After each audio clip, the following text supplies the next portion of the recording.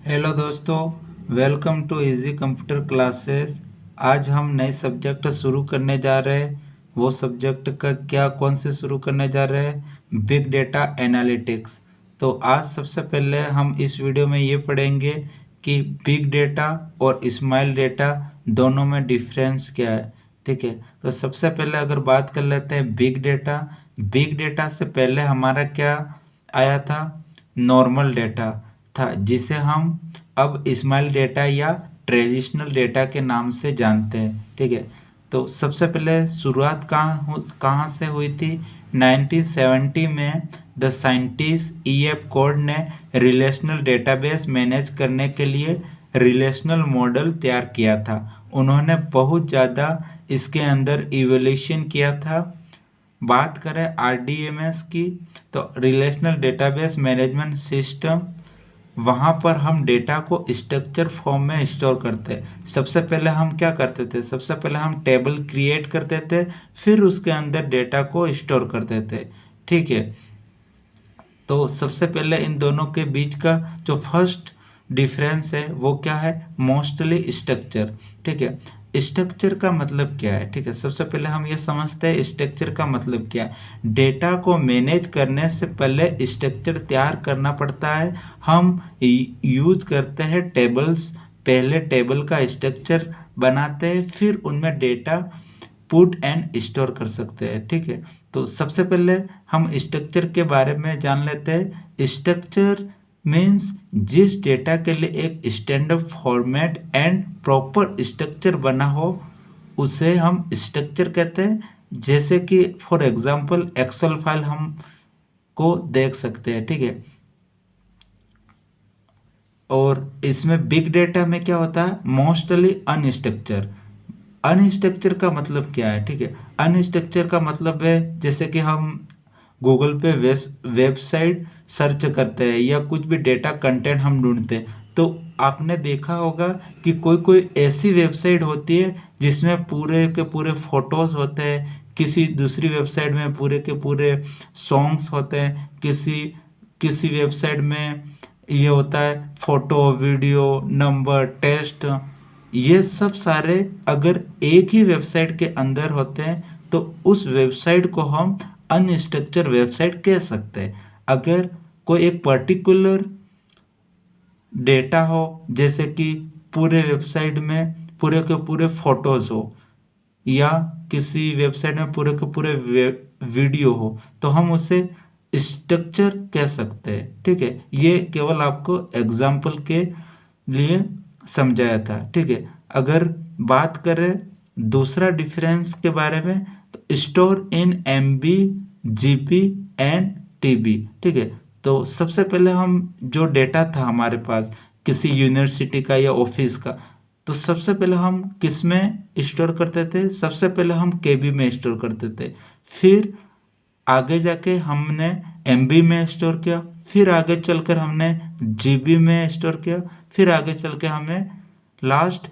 Terabyte में store किया। ठीक है, अगर बिग डेटा की बात की जाए तो बिग डेटा में 1000 of the petabyte, 1000 of the exabyte, 1000 of the zettabyte, yottabyte, इनमें हम डेटा को स्टोर कर सकते हैं, क्योंकि ये स्मॉल डेटा की तुलना में बहुत ज़्यादा है। ठीक है, अगर तीसरा डिफरेंस हम समझने जाए तो तीसरा डिफरेंस क्या है? Increase gradually. ग्रेजुअली का मतलब क्या होता है? स्लो। यानी जो डेटा जनरेट हो रहा है वो डेटा स्लो या मॉडरेट फॉर्म में जनरेट हो रहा है।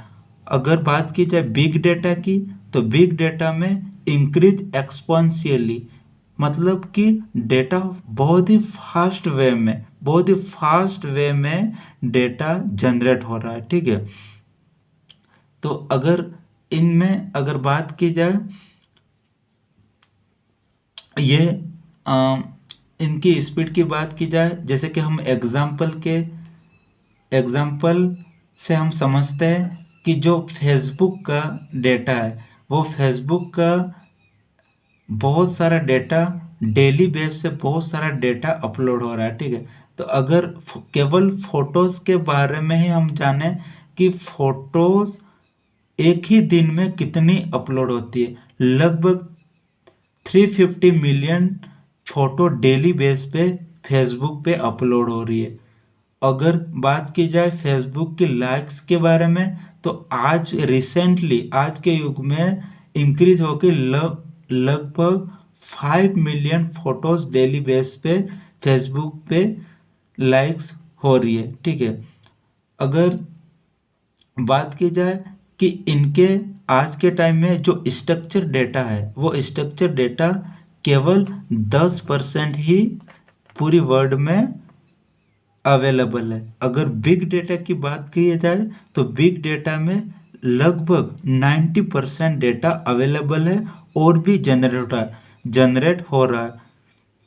इसकी साइज दिन भी दिन इसकी घट रही है और बिग डेटा की साइज दिन भी दिन बढ़ रही है।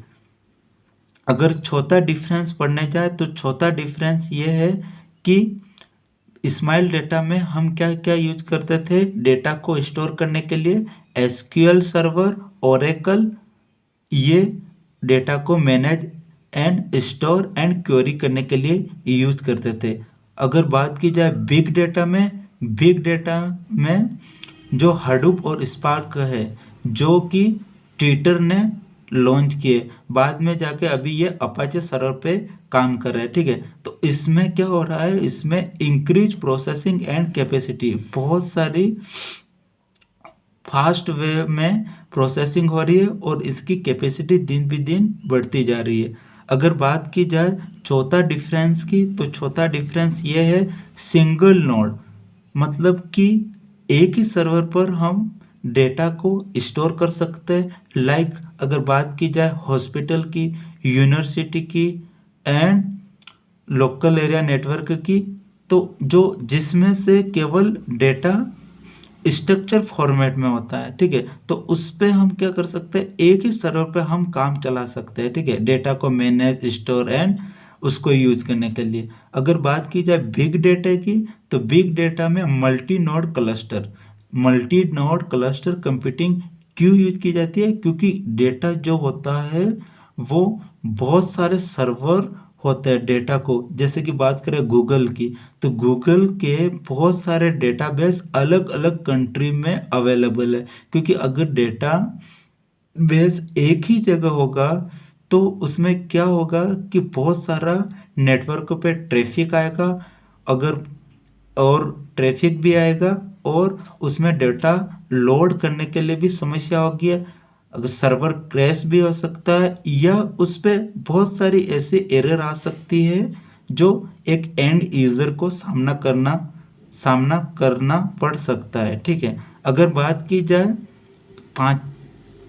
पांचवा छठा डिफरेंस की, तो छठा डिफरेंस ये है कि लोकली प्रेजेंट सेंट्रलाइज्ड, यानी सेंट्रलाइज का मतलब है कि ये ऑफिस, यूनिवर्सिटी एंड इसमें हम लोकली डेटा को स्टोर एंड यूज कर सकते हैं। अगर बिग डेटा की बात की जाए तो बिग डेटा ग्लोबली प्रेजेंट है, बहुत सारे पूरे दुनिया की बात करें तो पूरी दुनिया में जो बिग डेटा है वो पूरी दुनिया में लगभग 90% डेटा अवेलेबल है। और डिस्ट्रीब्यूटेड मतलब डेटा, जैसे कि फॉर एग्जांपल फेसबुक का जो डेटा है लाइक्स का, तो वो एक कंट्री में होगा, और जो फोटोज हम अपलोड डेली बेस पे फोटो अपलोड कर रहे हैं वो दूसरी कंट्री में होगा। ऐसे अलग अलग कंट्रीज में अलग अलग डेटा सर्वर डेटा को स्टोर करने के लिए बने हुए हैं। ठीक है, जैसे कि बिग डेटा आज की तुलना में बहुत ही फास्ट वे में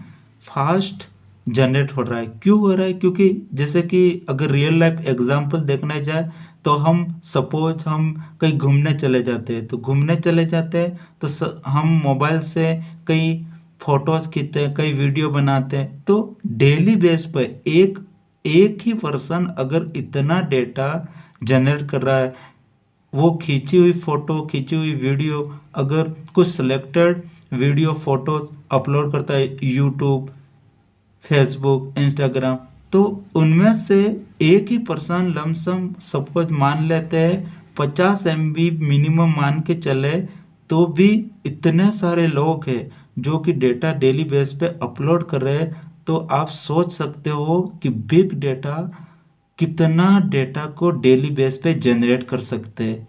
ठीक है, ये हमने बेसिक इंट्रोडक्शन था big data and small data. Channel को लाइक, कमेंट एंड सब्सक्राइब करें। वीडियो अच्छा लगे तो कमेंट में अपना रिव्यू दें और ऐसी ही वीडियो पाने के लिए चैनल को सब्सक्राइब करें। Thank you.